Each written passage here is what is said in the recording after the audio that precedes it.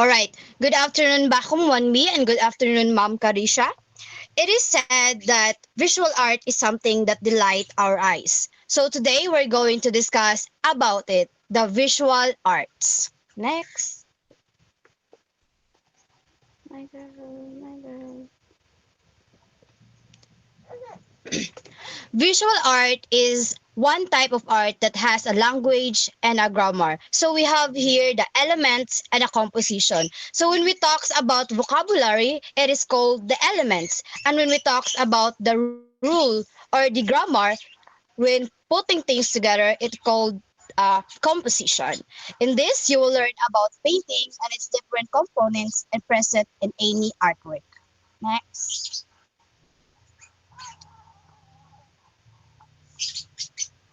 Creations that fall under this category are those that appeal to the sense of sight and are mainly visual in nature. Artists produce visual arts driven by their desire to reproduce things that they have seen in any way that they are perceived them. That is according to Collins and Riley 1931. So the role of art as a creative artwork is to depict the world in different or in completely light and perspectives. So each artworks beholds a beauty in its own kind, that kinds that the artist sees and wants its viewers to perceive.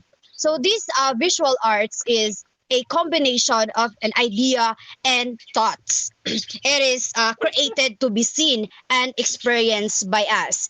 It convey messages and ideas, and it also provokes our emotions and feelings.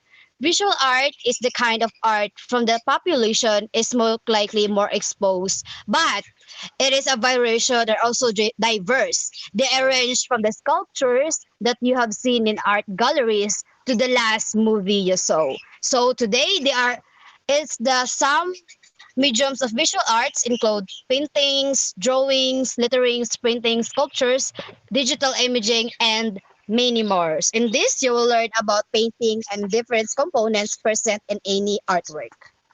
Next.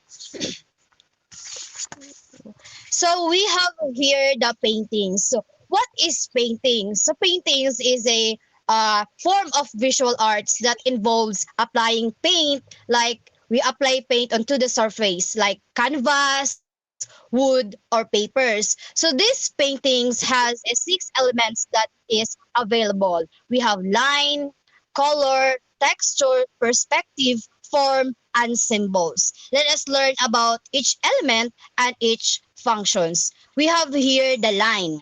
The line, it is the most basic and essential element of art.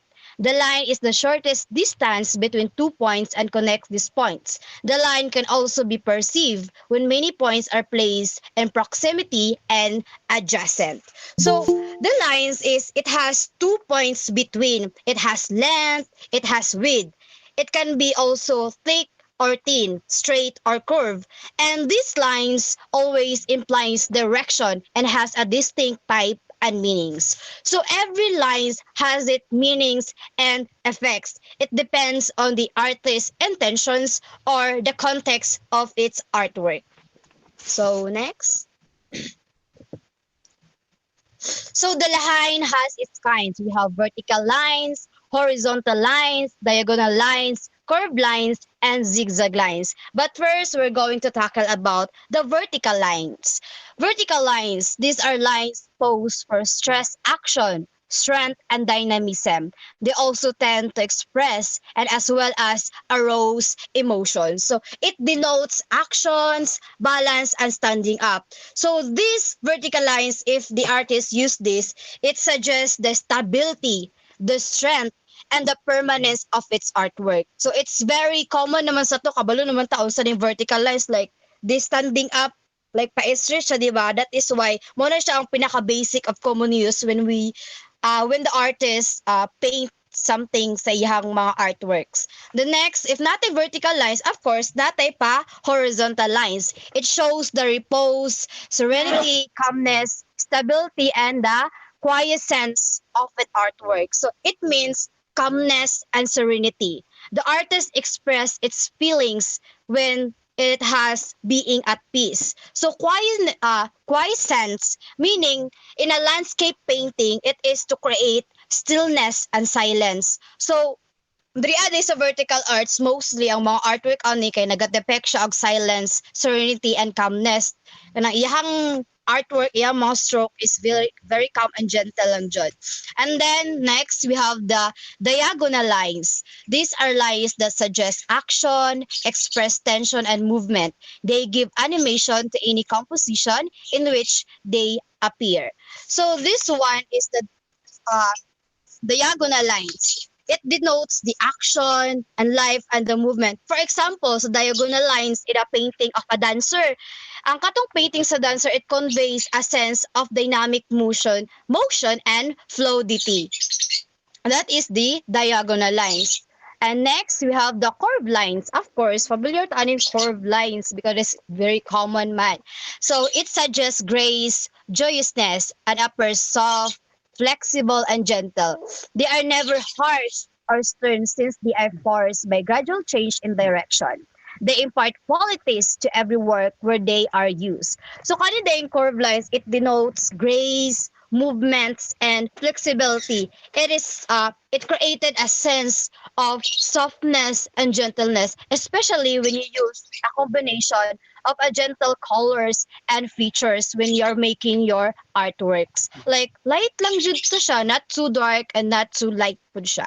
And then lastly, we have the zigzag line. So this zigzag line is travel straight with a several bends and angles. It conveys confusion and nervousness. It may also imply danger and destruction. So as we can see sa zigzag line, di ba, maglibog ka left and right, left and right. That is why this line is naga-convey siya of confusions and nervousness. Tapos, it will create a sense of unpredictability and instability. It suggests chaos and confusion as they evoke the feeling of disordered. The feeling of disordered, it is because maglibog ka asa padulong kay mo left, mo right na pud siya, mo left.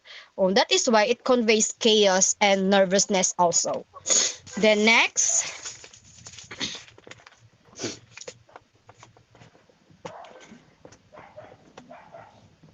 Apo. Let us proceed to the other medium of visual arts, which is the color. Color is a property of light. It is appearance or a hue of an object concerning the wavelength of light being reflected. So very common man is ato as a college students ni agi og elementary and high school. Of course, we all know what is color. So color is very important siya sa visual art because it conveys emotions, modes, and meaning, and it also brings the lightness and add a good vibes to the artwork sa artist. It because it has a color, it brings more good vibes in his or her artwork. And these colors has three properties. Next. So what are these three properties? So colors have three properties. We have the hue, the value, and the intensity. So kaning hue is what we usually refer to as a color. It is what we see in a spectrum, the pure state of color, to which we have given names like red, yellow, blue, and the like. So this hue is refers to the color itself, such as to atong gipang mention ng mga color. If we talks about the hue, muna na siya ang color, nothing else. Parang you can use the word hue if you want to refer colors. Then, if we have colors, then of course we have the value. Ang kaning value is the lightness or the darkness of a color or a hue. If you want to determine how much giput nimo dira sa pictures or sa artworks nga lightness like white or black, mao na siya ang ginatawag nga hue.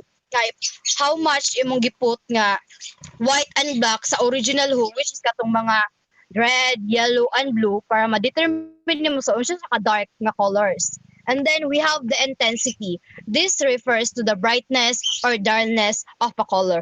Ang kanipong intensity is also known the saturation or the chroma. Diba, if we edit our pictures tapos ato ang i-100% ang intensity, like nasi murag grain, it is because ang volume sa kanang strength sa imong colors kay nakuha na sa intensity, yahan ang gi full good kay mao man siya ang nagbuad sa darkness o lightness. Pag gamay ra ang intensity, of course, very light kayo ang imong artworks. Og imo pong i-volume ang darkness, of course, very dark, dili na maklaro usa ang convey ana sa imong artwork.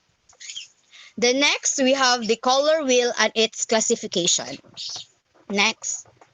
Okay, this topic will teach the color wheel, different colors and their meanings. Colors are the most exciting expressionism of anyone. It plays an essential role, especially in art. Colors are classified based on the categories such as. So, of course, na topic na po nato na every time we have an art project or art lessons when we are in high school or in senior high school. Of course, common na nato madunggan ang primary colors, the secondary colors, and the tertiary colors. So, these primary colors consist of a colors red, yellow, and blue. So, these three colors, gitawag siya na primary colors. It is because nabuo sila nga colors as na walay gi-combine nga colors para makabuo og red, walay gi-combine nga color para makabuo og yellow, walay gi-combine nga color para makabuo og blue. Therefore, ginatawag sila nga primary colors. O if ang primary colors kay i-combine na nimo silang tulo, i-mix na nimo sila, muna nang natay ginatawag na secondary colors. It consists of colors green, orange, and purple. It is a mixture of two primary colors. If you mix yellow and red, then we can have what colors? There are two colors na po, makabuo tag another colors. And then, we have also here the tertiary colors. If sa secondary colors, makabuo tag another colors pag i-combine na to ang duha ka primary colors. Sa tertiary colors is daghanan ni siya nag-mix. We can mix 3 colors, 4 colors, or more than pa para makabuo tag any other colors nga nanay duha ka name like red orange, red violet, yellow orange. That is called the tertiary colors made of mix one primary color with one secondary color. Then next, color wheel. So here we are sa color wheel. Color wheel are the circular color. It's an arranged on a chromatic basis that is evenly divided into 12 parts, displaying varied colors by value. The other classes are the following colors. Next. So we have here the complementary colors. So kaning complementary colors is kung sa color wheel siya, is mao ni ang nag-atbang nga colors. So if i-back good to sa color wheel. Complementary. So ana man sila ang complementary is opposite colors siya sa color wheel. So ang mga example diri kay ang yellow, ang violet, then ang atbang sa green unsa, then red. So kana sila ang ginatawag nga complementary color kay sila man ang opposite with each other. The next.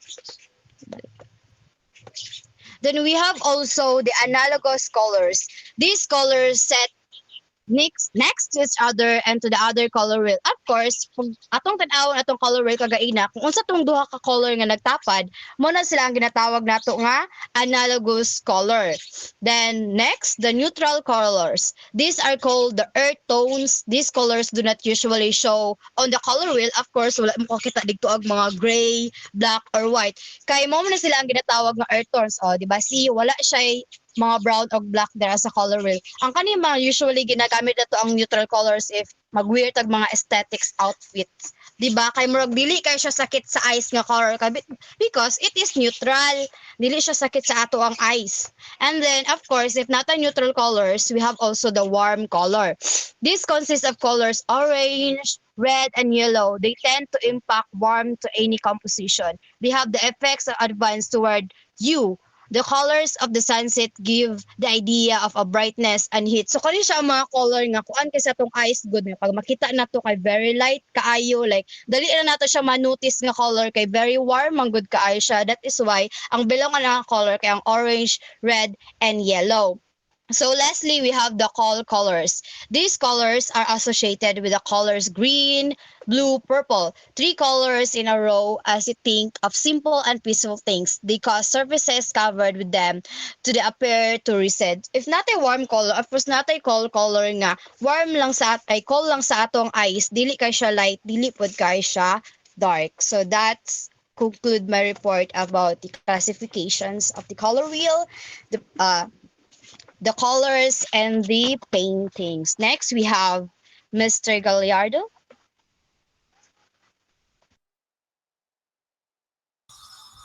Okay, now let us dig deeper more in the symbolism and meaning of color. So we all know that colors have meanings, right? So there is really a power within the color, inside the color. Kaya nga naman, in every art, there is this significant of the colors. Like colors brought life to a certain art, no? So and also, based sa report gayna, na balaan nato that there are these colors that give us meaning, and there are these colors that are classified or that has been grouped depending on their characteristics and depending sa ilahang meaning and sa symbol na ilang ginadala. Now, let us more dig deeper about the symbolism and meaning of colors. So, according to a study, color does impact our human existence. So, 'di ba? Like for example, when we are very in using of technology or in digital, like we are very focused in screens, the doctor said that it is very good to look to a green color, like for example, the grass. Kaya nga naman, na siya power to relax our eyes. So, mo na siya ginaingon nila that colors give an impact to human's existence. Now, colors are a non-verbal way of communication, right? Diba, mabala na to na colors also gives us a communication, and color also is an example of non-verbal way of communication. Why? In a traffic light, when it says red, you need to stop. When it says yellow, I mean when it expresses yellow, we need to be ready. Tama? When it says green, so go, 'di ba? So mao na siya ang simple way of nonverbal communication when it talks about colors. Now, depending on the situation in society, each color has a different meaning. Okay? So these are the following meanings. Now, first we have is the red color. It's the most inviting of all the colors. Extroverts, particularly guys, are the most likely to choose this color. It's a color that conjures up descriptions of scorching, heat, and warmth. It has a strong life and vitality meaning. Red is essential to human life for the following reasons. Now, red is, ingon diri sa iyang definition, red is the most inviting of all colors, di ba? Why? Like for example, in Power Rangers, many of kids choose the color red, tama? Because ang red dito sa Power Rangers is the leader, tama? So it is one way of representing that colors have these different stages, and colors have na sila different kaning basehan, like kung asa sa ila ang pinaka-appealing, asa sa ila ang less appealing, ingana.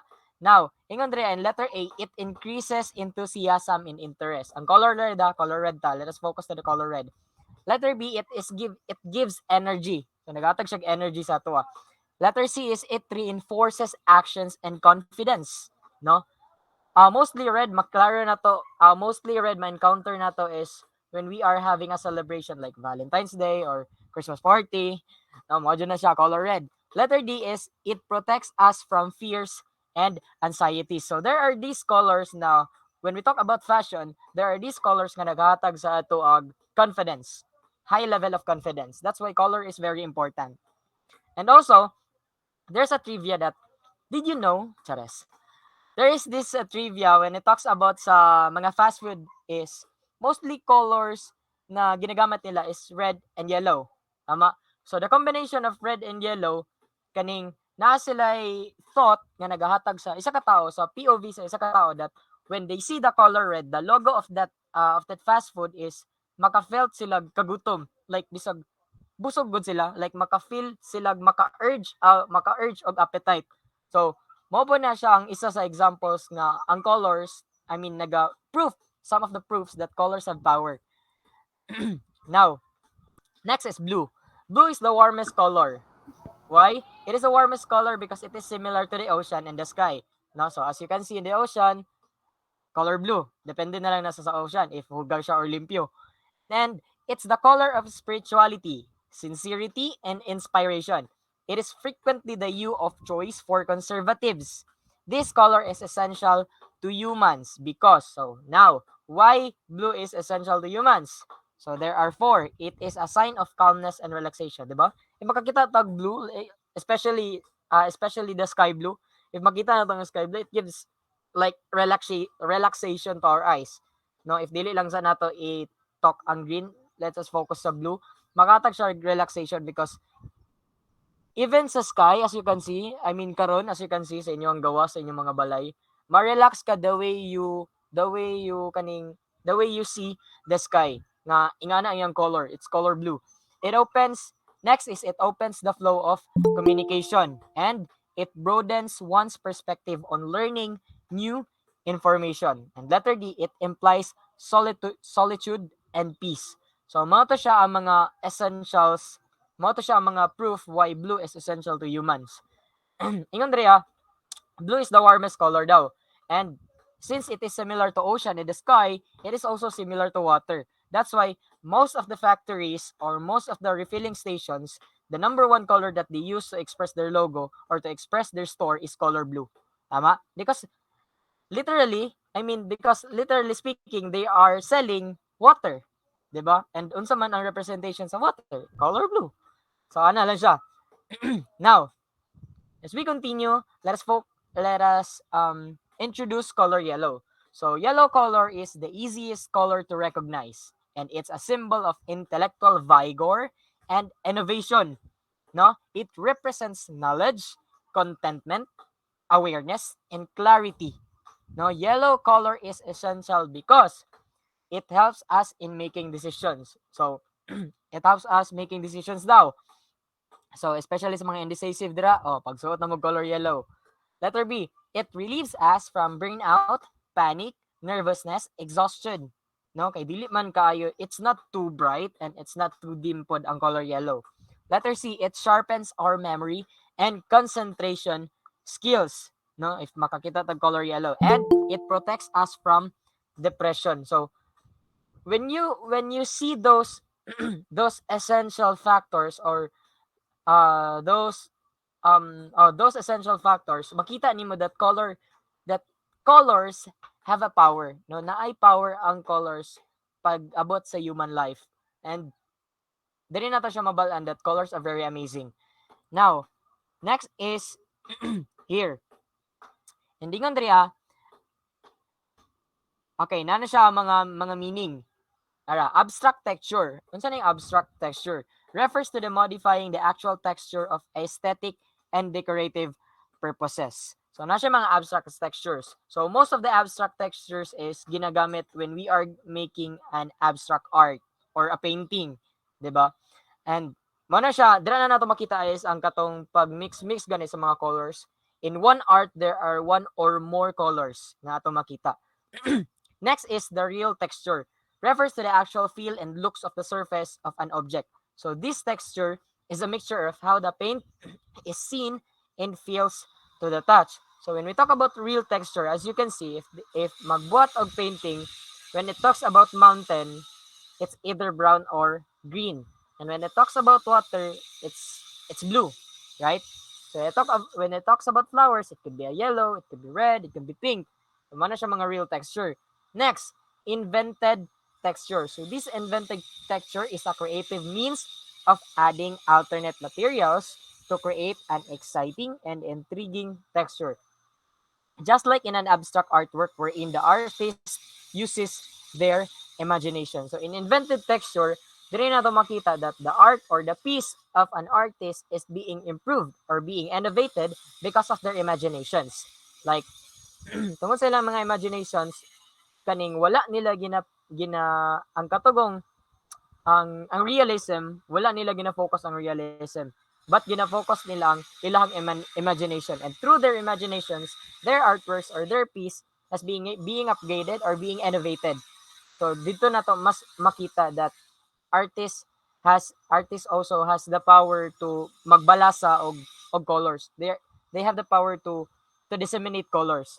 Now, letter D, simulated texture refers to the surface character that looks real but it is not.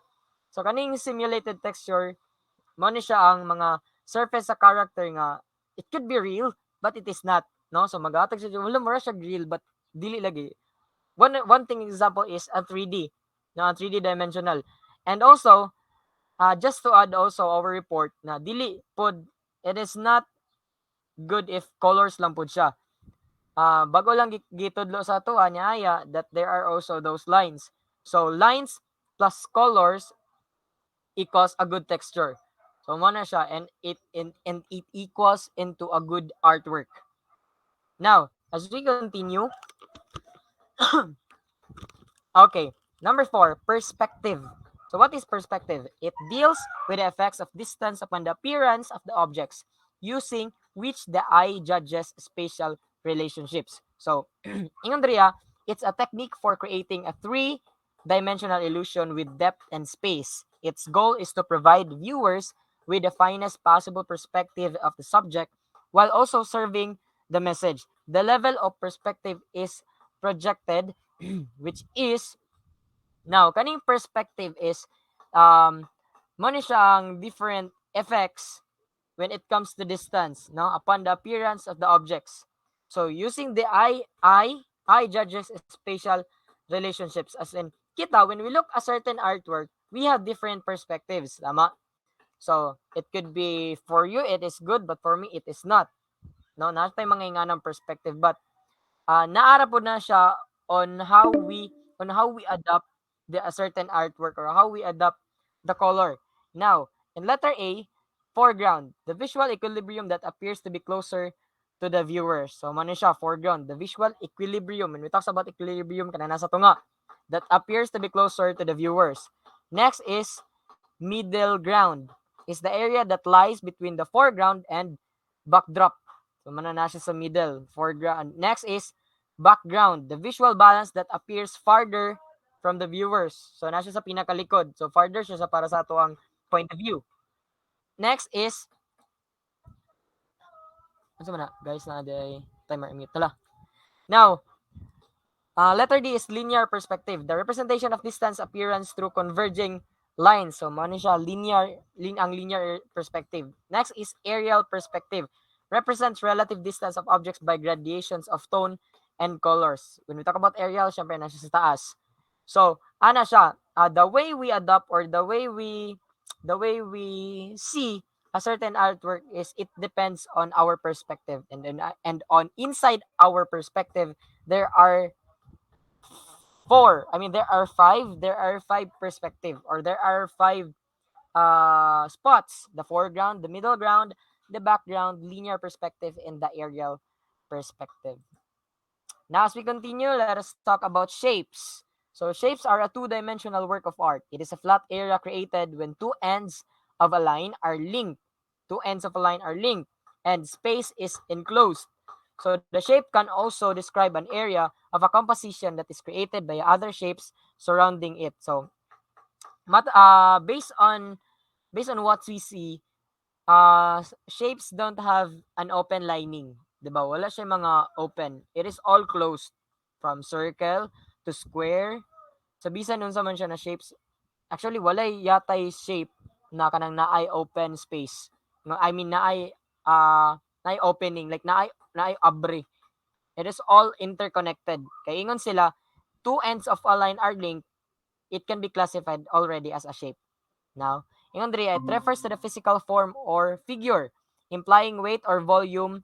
Shapes aid in the expression of thoughts or opinions. It promotes interaction and elicits anxiety, focus, and energy. So, ang shapes, guys, most of the artists, the way they create their artwork or the way they draw, they start oftenly with the shape, 'di ba? Especially sa mga designer, the way they design their dresses, the way they try to draw their dresses on a pen is naga-start sila sa shapes.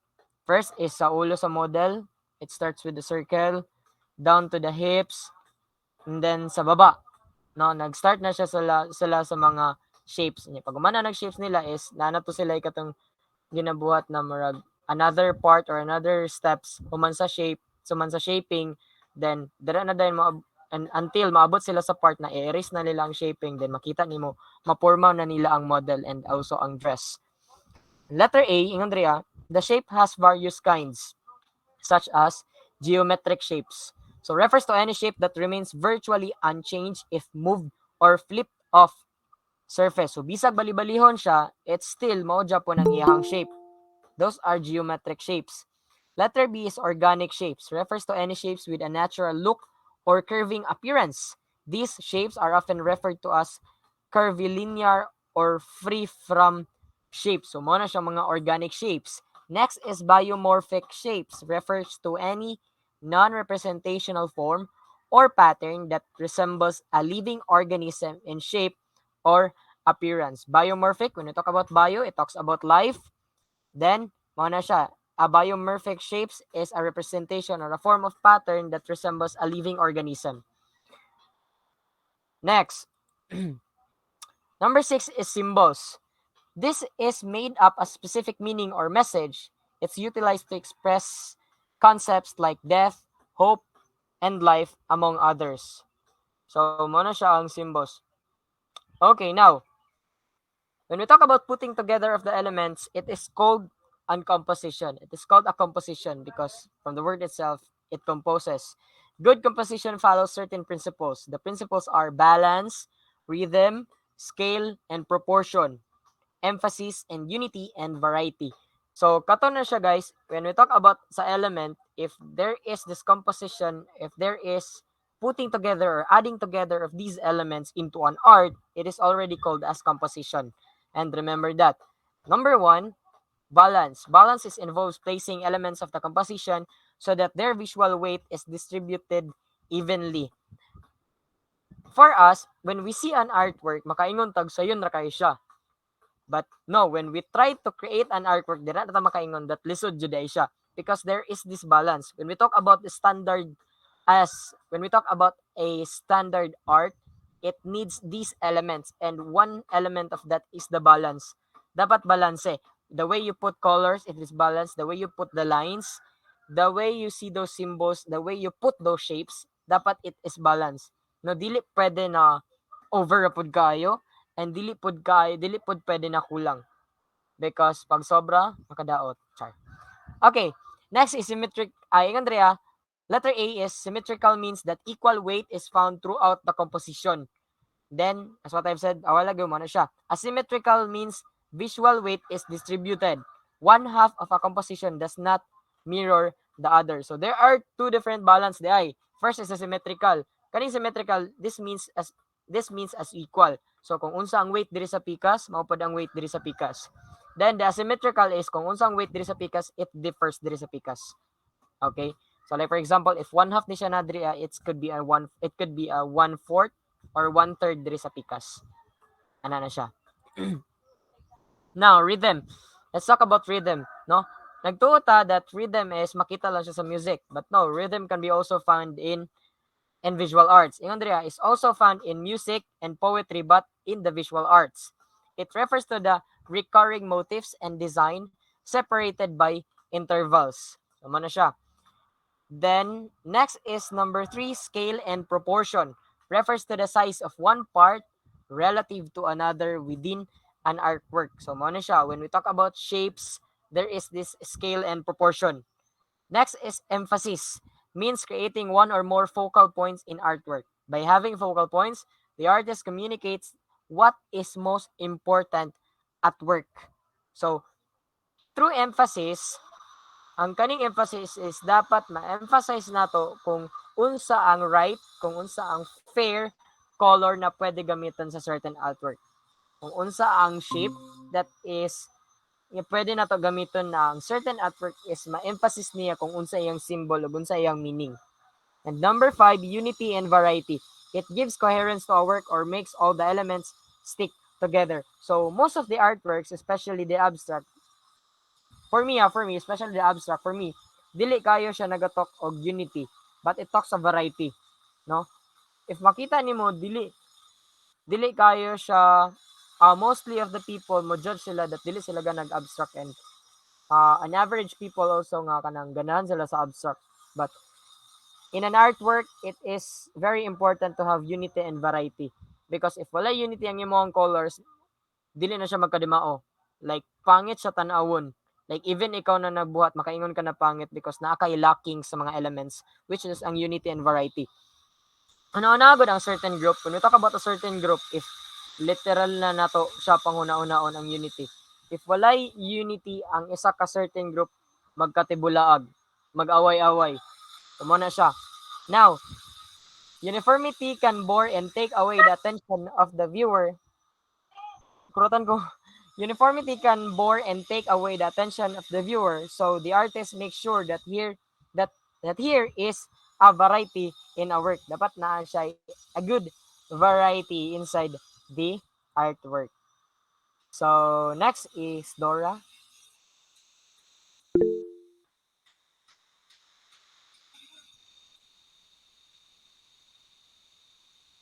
Bali na lang sa ikas kay ang timer. 1 minute na lang ako adi gumahuman ana. Let's go. Asa because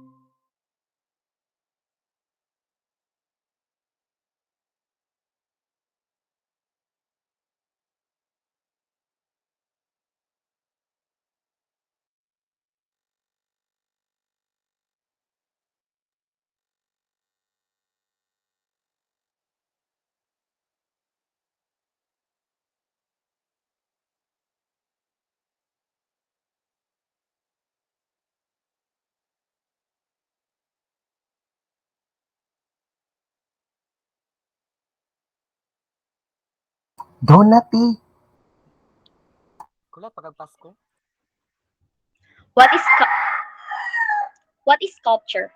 So sculpture is from the sculptor is from the Latin words means sculpture. In sculpture there are many various types.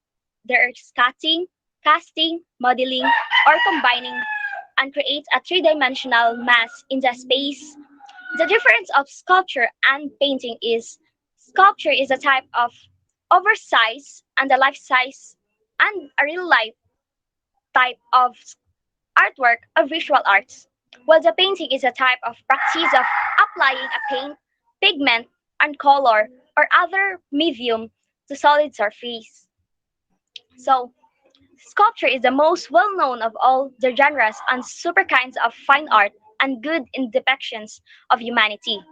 So, in in the past history, in Stone Age, sculpture is the most used artwork in their preserving their arts. They are carving their artwork in caves, and mostly the he, art, researcher now is found the artwork most in India, Egypt, and the in Roman. So in the past, sculpture was most frequently used for the religious purposes. Several ethics are accustomed to seeing various imagery, such as man-made artifacts, worshipping and beings of the spirit world.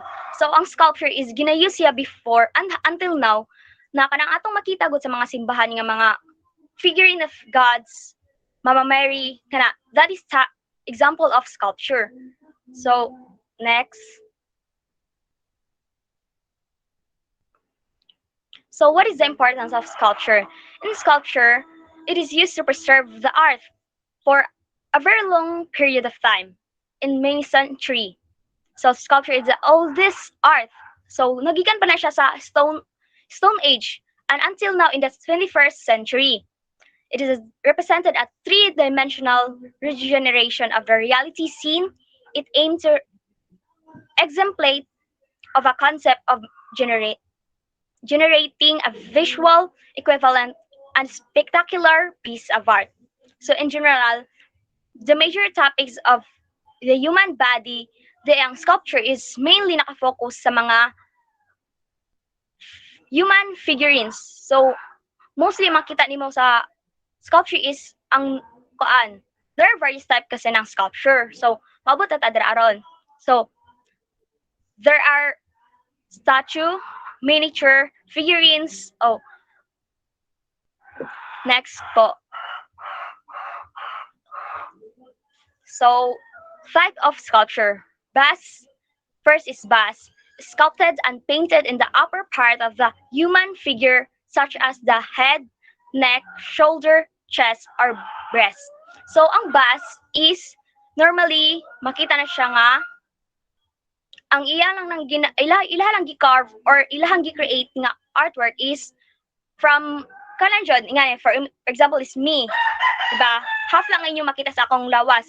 So that is example of bust artwork. So the example of bust sculpture is the Adiyogi Shiva display in found in India. It is representing the Hindu god Shiva, as was the world largest bust sculpture, and it is 112 feet tall.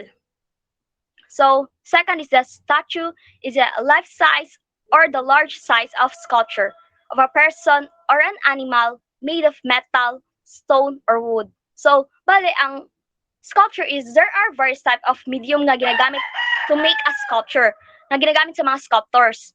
So first is the such as marble, terracotta, bronze, and plaster, wax, and wood. But in the modern century today, nagagamit na po tag ice sculpture, food sculpture, diba?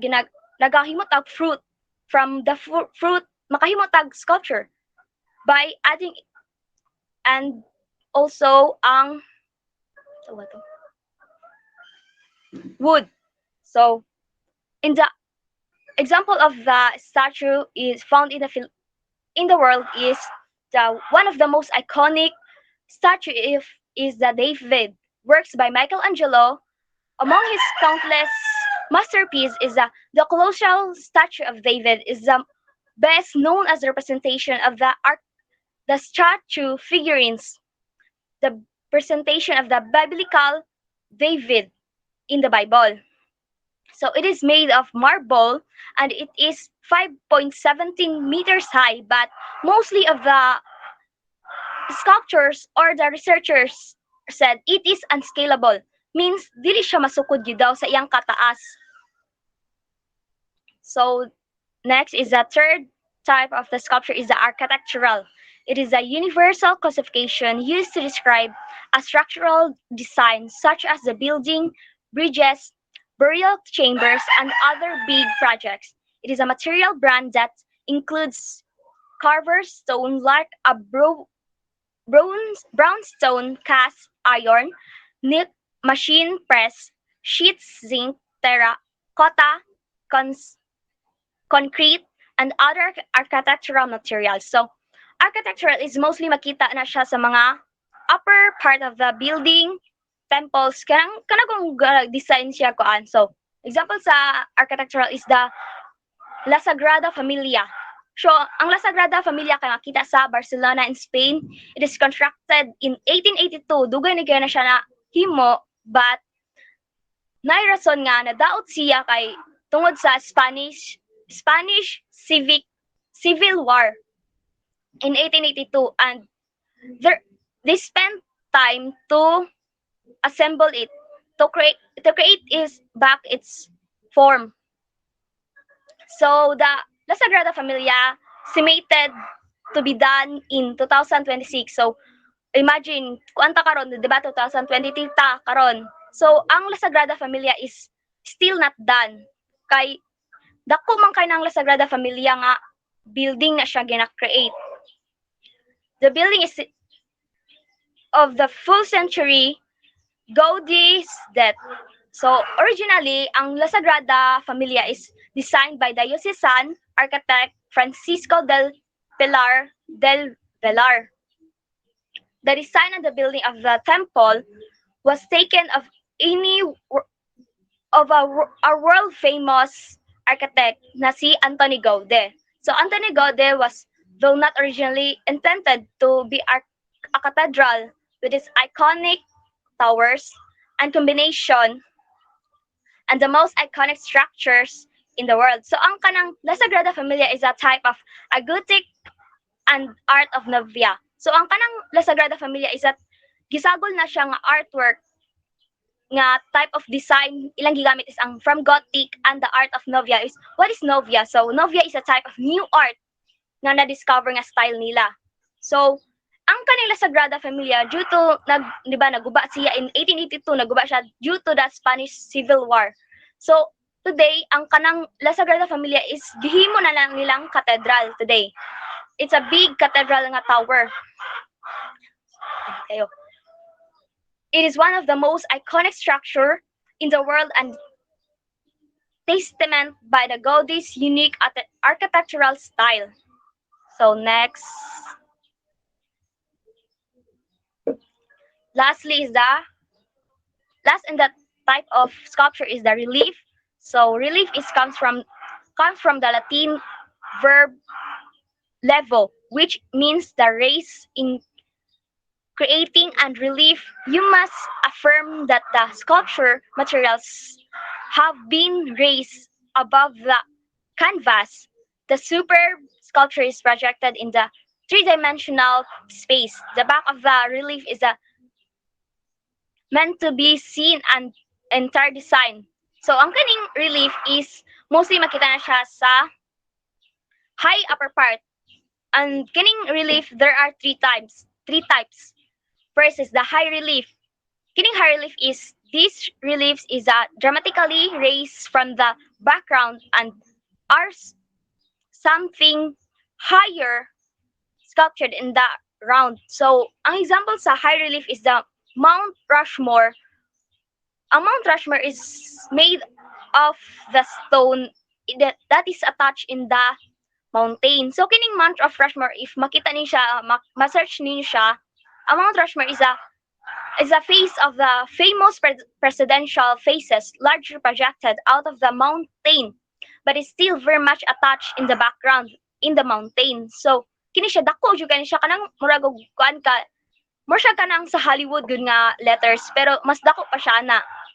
So second is the Sun King relief. It is also known as the Incis or Intaglio relief. It is created by Navino and image carved below the sculpture's surface. So ang Sun King relief is this is the most common example nga gina-symbolize ang relief sculpture from the ancient Egypt. Mao ni siya makita karon mostly sa Egypt lang siya and some others kay sa India makita. So lastly is the bas relief. It is also referred to as low relief or as known as the basso relievo. Means lower gini siya nga part. Means nakadikit lang na siya sa wall ba na dira ang sa imong canvas nga himuan nga carve. It's characterized as a figure only slightly raised from the surface to the background. So the bas relief is mostly ginagamit before sa Paleolithic and Stone Age era, which is makita natin sa mga cave ang ilang artwork. That is example of the bas relief nga gina-carve nila ang ilahang sculpture na gi-create. Mostly katong makita ninyo sa movie nga The Crowds, di ba? Mo to example of the Stone Age era movie. Na ang ilang gigamit is gikuha nila ilahang mga faces, gi-create nila dito, gi-drawing sa cave. So mo ano siya ang nag-represent sa bas relief nga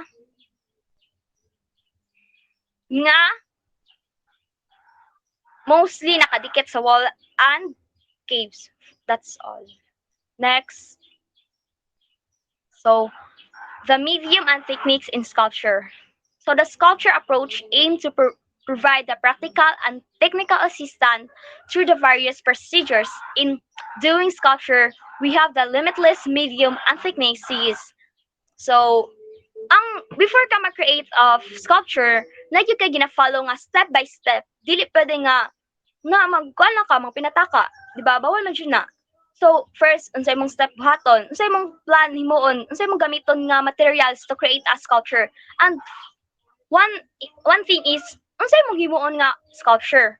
As huna na may as artist or the sculptor, mag-create kag unsay mong medium gamiton. For example, the medium is the marble, bronze, and the terracotta, the plaster, wax, and the candle. So now let us discuss how to process it before coming to the ma-create ang sculpture. So let me call Aaron.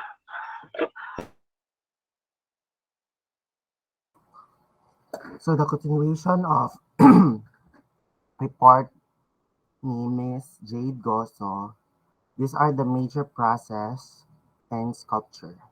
So sa number one, structive process, it is the procedure for removing indesired elements.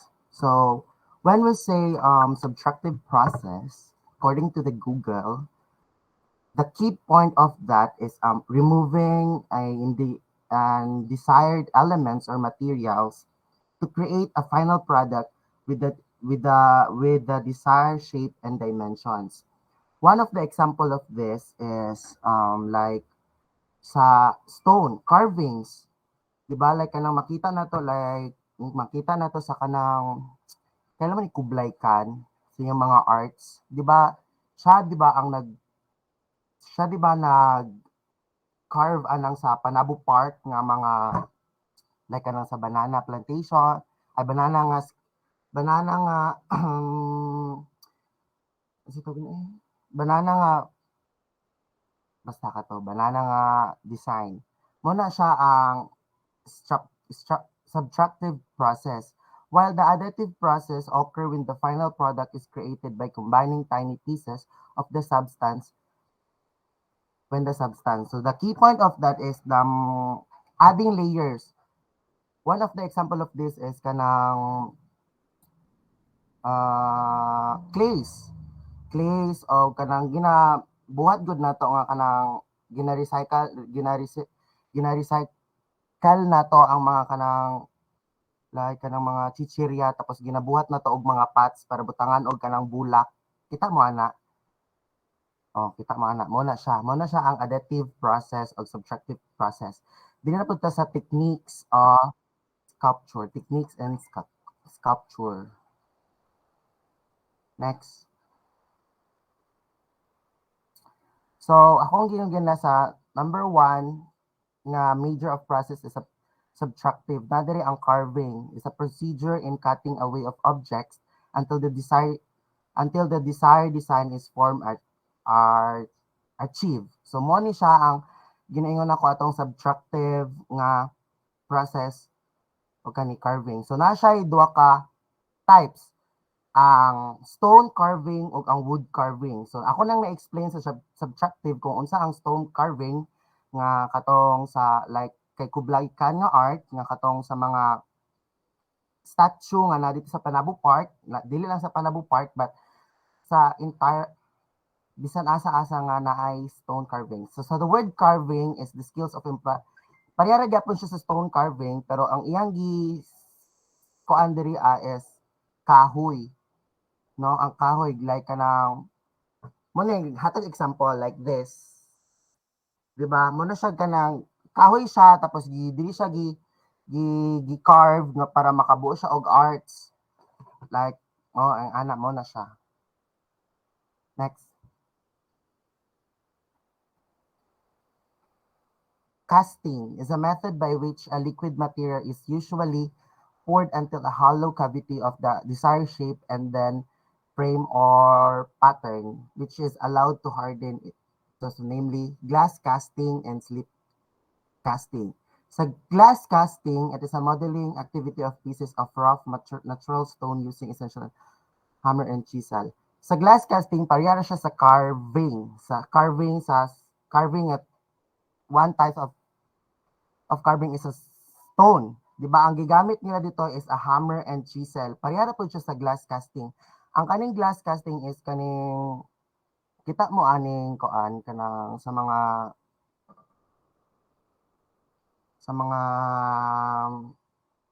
ito ganun sa mga kanang gibuhat sa mga kanang sa mga di ba sa mga Chinese, di ba namay ka nang ginabuhat nila nga kanang like kanang sa kanang gusto ko ni kanang dragon, di ba? One of the example of that is the glass casting. Nga na gyapon sila ilang gamit ana is kanang hammer and chisel. So sa slip casting, it is a technique for the mass production of pottery, especially for shapes not easily. So sa slip casting is kaning clay gihapon, pareha gyapon siya sa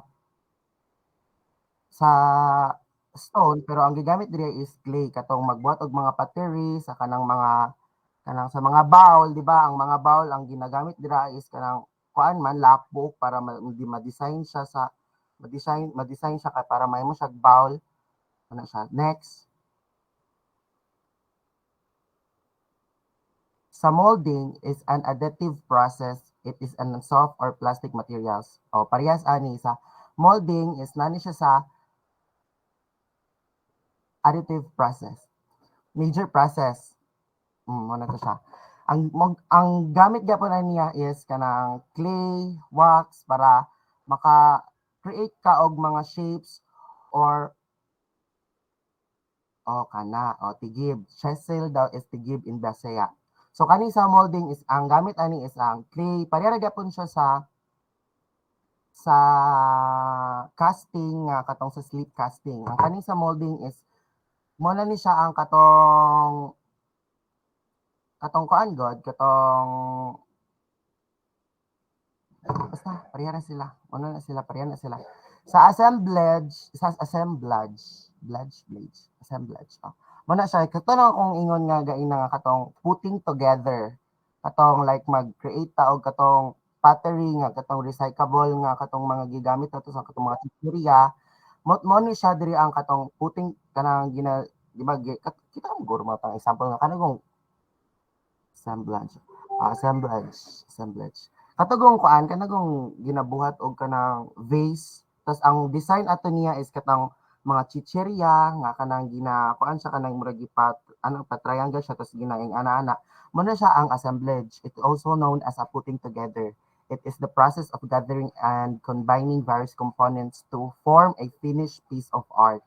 Moto akong one of examples nga ako nakita sa assemblage. Ang katupong uban nga kanang ginagamit og kanang sa cans, magbuot ta og kanang naong, di ba? Gamiton na to ang cans para makabuot ta og arts. Mo pud na siya ang assemblage. So mo to ang mga techniques kung unsaon ang pagbuhat sa mga sculpture. And I thank you.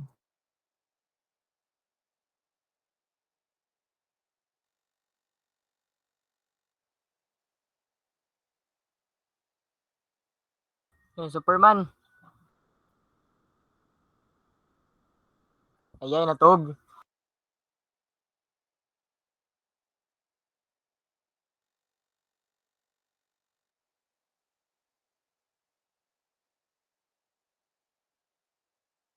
So, nanata sa part sa photography no. So, a brief story of photography and the pioneers who made it possible. Possible photography is the art of creating an image by catching the light with a camera, usually using a digital sensor or film. The term photograph derives from the Greek language of two words, pictures or photos meaning light or graph meaning line or draw. The photograph is therefore used to record or draw long-lasting images using either photographic film or an image sensor. It has developed into a solid communicative and visual expression instrument with many applications in human existence. So photography can be used for a variety of purposes such as artistic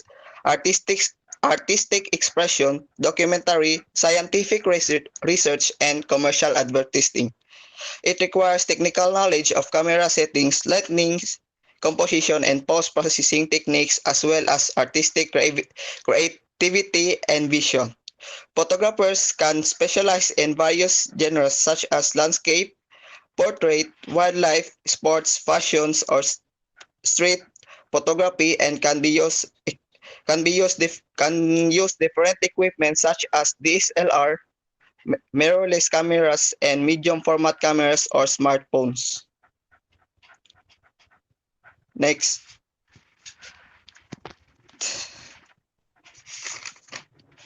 okay, next curves.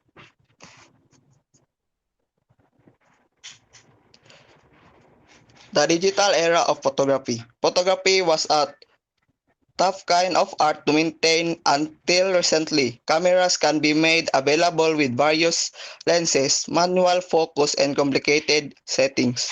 The emergence of digital cameras, all this complexity, digital cameras can also save photographs in use in other way way it to stores pictures to a digital memory card or internal storage via a sensor instead of filming. Digital photography is called the ability to manipulate and photograph saber as a computer file which can process, examiner, and digitally publish. So naday different types of digital cameras, no. So ang number one camera brand in the world di ay kay kanang Canon. So napoy lahi nga camera brand nga ginagamit ning mga professional nga cameras. Mo ni siya ang ginatawag na Hasselblad nga cameras. These are the medium format cameras, and the sensor technology of medium format cameras is expensive to perfect and produce. So kining Hasselblad camera di siya kay iyang price kay nag-expand siya to $5,000 to $30,000. So ang the first camera invented is in the year 1816 by Joseph Nikifor. Next. So the rule thirds of composition, one quality that distinguishes a superb picture from an ordinary one is the composition of the objects arranged in the snapshot. The rule of the rule of thirds is a well-known strategy for design to increase introduction in art and photography. The rule of thirds states that a picture is the most interesting when its subjects are positioned vertically or horizontally along ima- imaginary lines which separate the image into thirds. This rule is valid if crossing lines align a subject within the rule. So kining rule of thirds of composition kay makita ni siya sa kana bitong sa mga iPhone nga kami na kanang murag mga line bitaw dra kanang pistito nimo mag-adjust ka mga brightness ingana. So the rules of thirds is a composition guideline used in photography and other visual arts. It also involves the image into thirds both vertically and horizontally, resulting in 9 equally rectangles. So mo to siya makita dito sa mga example kay itong gingon na itong mga iPhone bitaw nga mga progyag, mga lines. Important elements in the image should be placed along the lines or at their intersection to create a balanced and aesthetically pleasing composition. While it can be helpful to guideline, breaking the rule can sometimes create a dynamic and interesting image. Next. So kini din siyang data kay nag-base siya sa kini siya nga percentage kay nagrepresent siya sa relative amount of tonal values o kanang sa mga filters bitaw to present in different zones of photograph. By distributing tonal values in this way, the photographers can create images with a wide range of tonal values that are visually appealing and well balanced. So kini siya kay kanang mura ni siya mga filter bitaw so na pero atong mga filter siya kapareha na mga Lightroom, mga sa panay ng normal nga editing sa normal nga editor sa cellphone. So mura na. Next. So here are so here are the basic components and features of camera. Cameras are helpful gadgets that are used to solely capture still images, whether for entertainment or security. Every camera contains some fundamental components necessary for its operation, according to Dakis in 2011. Here, cameras are indeed useful gadgets that have become an essential part of our daily lives.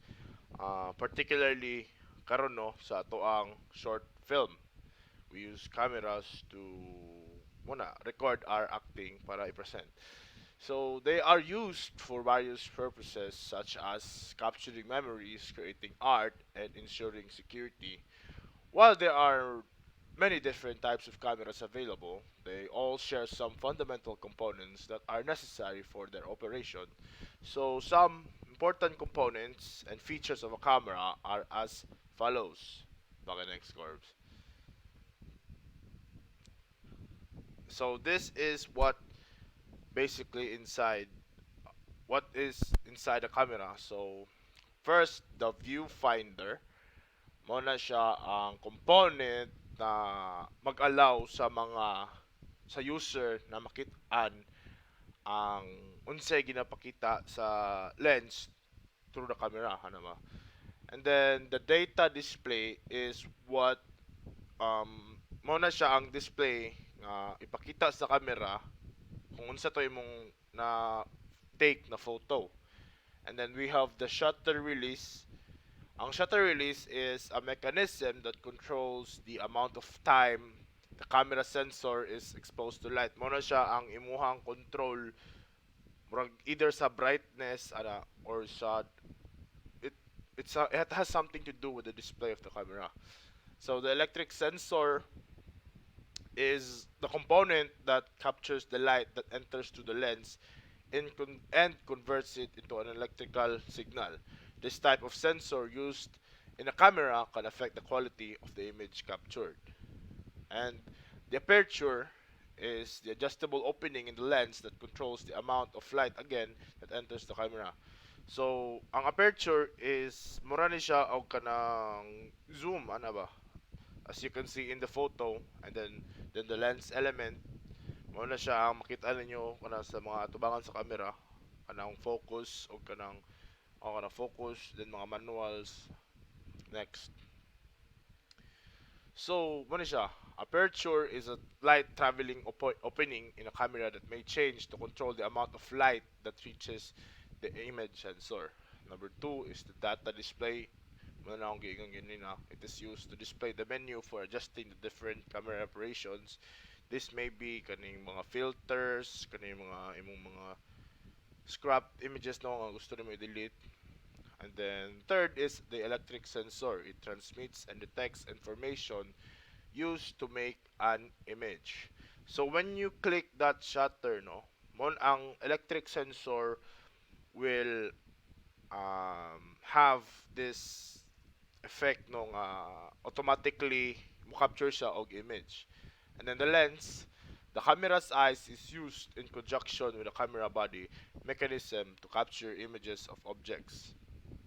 So ang lens ang ginagamit pang capture of image. Shutter release button, the button is found on a camera used to take photos. Muna siya ang imuhang trigger basically compared to a gun, no, para mo pitik ana. Then the viewfinder is used to capture the image of the subject. It's the same with the shutter release. Next. So here are the types of photography uh, in media. So aerial photography refers to the taking of photographs in the ground from an elevated position. This type of art uses specialized camera mounted such as fixed wing aircraft, helicopters, drones, balloons, kites, parachutes, and etc. So aerial photography, these are shots that are taken from the sky to the ground. No, it's basically it. So then number two, astrophotography. It entirely focuses on capturing image from space. This could be used through satellites, murag you dagko na siya nga telescopes to capture the planets to the stars or any other exciting configurations. Third is commercial photography. This photography work is done for marketing like menus in cafes and restaurants, brochure and leaflets, magazine advertising, merchandising, and product placement. So, commercial photography is something, it has something to do in promotion of globalization. So, paki next Corbs. And katong previously mentioned photography, It has various types, such as advertising photography. It is used to highlight a product or brand or individual in print advertising, such as magazine, newspapers, and leaflets. Again, um, kaning advertising photography, muna siya ang type of photography nga promote sa mga, for example, ato ang cellphone, ato siyang i-promote, gusto na to siya ipicturean. What does the product look like? Durable ba siya tanawon? Aesthetic ba siya tanawon? We use advertising photography to promote the aspects of this of our product. Architecture and interior photography are done by capturing image of structures and the beauty of an interior space using lighting techniques to attract clients. So architecture and interior photography, an example of this is kanang when you sell or when you try to promote an estate, no, kanang mga houses, mga balay kana, and then C, automotive photography, is utilized by a car and automobile companies and dealerships to promote brand new cars, kana mga Lamborghini, to promote their new products. They ilahang pamicturan ilahang mga new products, kana mga Koenigsegg, driving consciousness about the car's features and benefits to a potential clientele para mas interesting siya paliton. Food photography is specialized category of commercial photography used to capture various food and menus in an attractive style. Ang kaning food photography, mo ni siya ang promotion of food kanang sa Jollibee, kanang ilahang kanang menu sa mga restaurants. And then, lastly, jewelry photographs highlight beautiful images of bracelets, necklace, rings, and other jewelry items. So, jewelry photographs ay, oo, kanang example sa food photography no is kanang magmayday og tea barrel. Ana. So, jewelry photographs highlight beautiful images again of bracelets, necklace, rings, and other jewelry items. Um, Jewelry photographs basically mao na siya ang gina-promote nimo ang imong mga bling and other luxury items no na makapagwapo sa to ang appearance kanang gold ana tong asyang i-promote through photograph.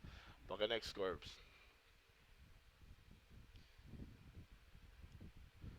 F is journalism photography. Important ni siya to ano kay siyempre common ta. This is the art of taking photographs that are considered attractive to the substantiate the news story or report kaning mga headlines sa mga newspaper to inform the public of what is the current situation of a particular scenario in our world. And letter G, product photography captures excellent images to present a product and advertising attractively. It sometimes takes in people as an endorser of the product. It fascinates people to see someone they know or a face that is likable to a product. Kita mo itong aqua flask nila kapinpin. Murag inato siya ba? Pero na siya endorser sa para ma-promote ang isa ka product para boost pa ang iyahang sales. Letter H is sports photography. Is a type of photography utilized to write sports news using high-end cameras that take motion pictures of players in action, particularly karon na playoffs na no, so daghan jud kayo ang news sa NBA na ato ang makita, and then ang primary jud na pag-promote ana ang mga pictures sa mga star players such as Kevin Durant, sila Curry, mao na sila ang naa jud sa picture na ato ang makita ano sa sports photography. Next daw.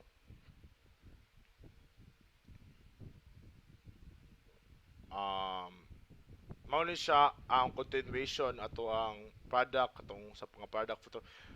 So number four, fine art photography. This type of photography captures images with an abstract influence. These photographs can be equated to an artist's expression have on a painting. An example of this one is when we take a picture of the sky, no? When it as the sky expresses emotion, the sea, ano ba, sea, when the sea is kanang kanang ice storm, it expresses something of anang rage, no? When naay dag-om, it expresses rage again. Picture ta og dag-om, it expresses something that we want to send to someone. Number five, forensic photography is also known as a crime scene photography, wherein the photographer's work is to capture images for a correct representation of the crime scene. This can be evidences, kana makita na to sa Soko, mga mature na pictures, no, gruesome pictures that we can see, that we cannot see actually, that are considered to be evidence. Headshot photography, this is primarily concerned with the person's face. A mugshot, for example, kanang sa mga criminals, mo na siya ang headshot photography or kanang sa tuang mga ID, kanang atong naong jud ang makita, kanang formal. Macro photography, these are close-up photos of a specific theme that are referred to as this. It is mostly used to photograph aspects of creatures of nature that aren't visible to the human eye. Kanang sa tuang mga alamigas, kanang mga types of bacteria, pictures of type bacteria, no, na ginapakita para sa research. And kanang mga ants, again ants. So next, no. And then nature photography contains all forms of photography where the main subject has something to do with nature. It focuses on landscapes, wildlife underwater, and live plants lives in the natural environment.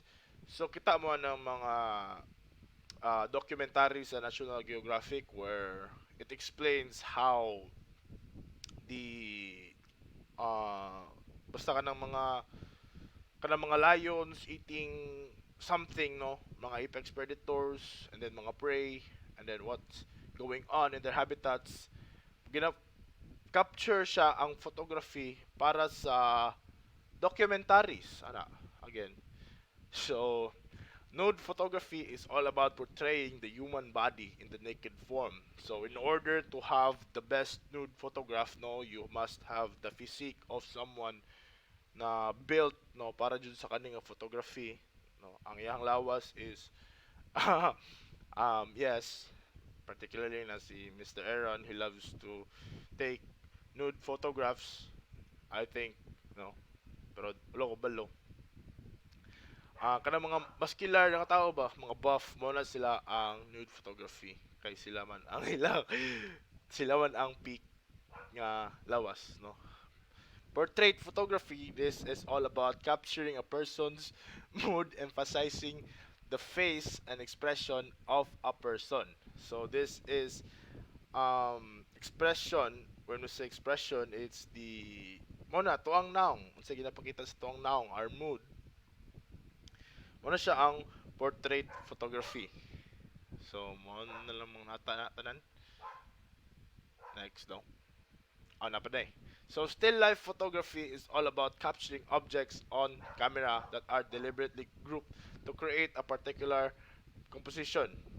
This type of photograph demands an excellent lighting technique. So mo ni atong kailangan na type of photography para madaog ang cinematography, no. Like kailangan jud nato um peak pod ato ang pag capture sa isa ka butang. And then number 12 is street photography. It takes candid images of an open places or people in their normal element. Um, we can see this type of photography, no, basically everywhere. Kana ato ang ginamay day ahatang lugar, kanang ato ang i-post, no, ato ang kanang pitik nya ato ang mga may day, kanang naay nakabutang nito asa ko anong mga tanan mo og asa ka nga ikaw may nadira lugar ra. Di ba? Di ba? And then travel photography includes capturing images of a particular landscape, traditions, customs, or even people from different places. Kaning travel photography, no, is used to promote cultures of other person from other countries, or moto gusto nimo i-promote ang other countries through photography, and katong ilahang mga butang o travel og Sarangani mga sal gi-promote niya ang Sarangani province kung kinsa man to siya. So I think that would be all for the lesson 7, no. Thank you for listening, everyone. Dili lang screenshot sa nung attendance para pwede na mo leave.